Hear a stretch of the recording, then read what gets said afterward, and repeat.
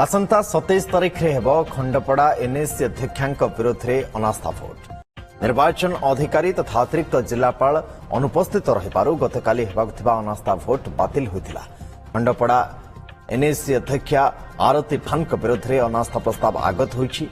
सेपटे अनास्था भोट पूर्व Khandapada NSC 13 number ward councillor Pinky Pradhan को अपहरण कर अभियोग कर परिवार लोक माने आज अनास्था भोट को आसी नथिबारु पिंकी को अपहरण कर स्वामी एवं मां अन्यपटे एक वीडियो वार्ता पिंकी कहते अपहरण करना निज इच्छा से आसी अनास्था भोट सरीबा परे घर को फेरबे।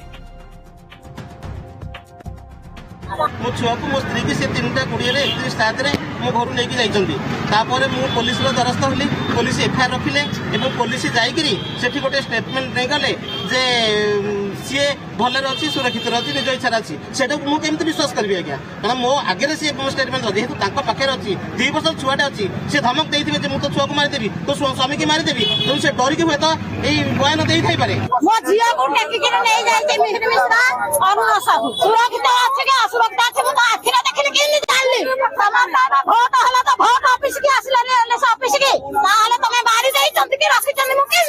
निज इच्छा मुझे अनास्था प्रस्ताव कर चेयरमैन विरुद्ध हूँ पुलिस दी थर आम स्टेटमेंट नहीं सारे फिर भी आउ थे बाध्य करके बारंबार आउ थे आस स्टेटमेंट नाक मो छुआ को लेकिन आस 2 वर्ष छुआ को मामू कहीं किडनाप करना बहुत सुरक्षित अच्छे अनास्था प्रस्ताव सरिले मो घर को फेरबी।